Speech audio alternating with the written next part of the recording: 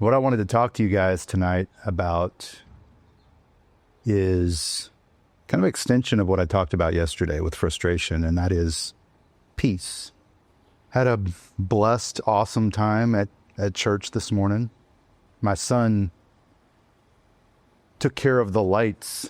So I help with the audio-visual stuff at church from time to time, and I set up the lighting system for the stage, and he's been learning how to control the lights, and this morning was the first time that he did that without me back there with him. So that was really cool to see him do that. And we left church this morning after a good bit of worship, good message. That first for him, me being really excited for him. And by the time I made it to lunch, I was grrr.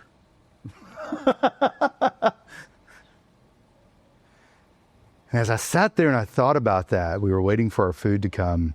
I said to my wife, it's frustrating how easily I can let external circumstances so quickly change my internal state of being. And it got me thinking about, I've got this note program where I keep ideas for videos, and one of them that I had written down a while ago was about peace. And it was based off of a couple little quick Facebook shorts that I had found. And I pulled them together into this singular idea of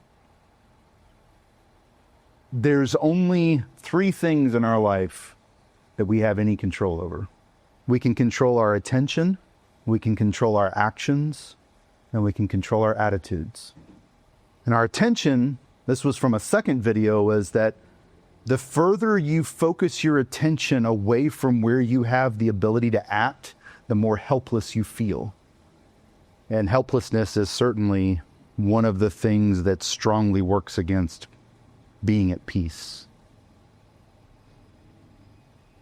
Whether you're thinking about somebody that cut you off in traffic, or you're thinking about political problems from around the world, those are things that are beyond your control. Your attention should be on the things that you can actually have a real impact on. That's kind of that first part of peace. And I was just trying to park the car, and there was a spot that was up front. It was raining. I wanted to be up front so that we wouldn't get so soaking wet. And this truck didn't know how to park, and they were crowding our spot. And, well, I mean, it wasn't our spot. It's like it had her name on it or anything, but it's the spot that I wanted. And I wanted to get in there, and I was aggravated at this truck. Grr. And then we sat down at a table where the booths were too close together, and me being a big boy, the table was too close, and I was grrr. I was actually able to change that one, though, because I was able to move to a different booth. I know, it's a trivial little thing. I mean, I don't know if that even qualifies as a micro hardship at that point. But it was the trigger for me to think about how I went from peace and joy to frustration in like less than half an hour.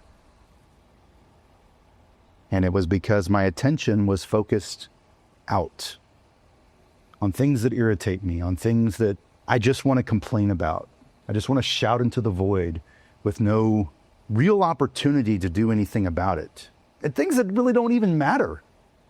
But once I did focus on something that I could change, which was I was able to move to a different table. So that's the second thing. First is your attention. Second is your actions. Focus on what you can do. If there's something in your life that you're stressing over, that you're obsessing over, and there's literally nothing that you can do about it, then don't expend the energy to stress over it. It's like the serenity prayer.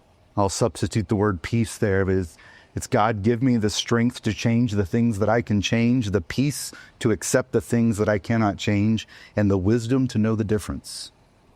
And those three things together, you think about that, it kind of leads to that third part of what we can control, and that's our attitudes. You control very little of what actually happens to you, but you can control how you respond to those things.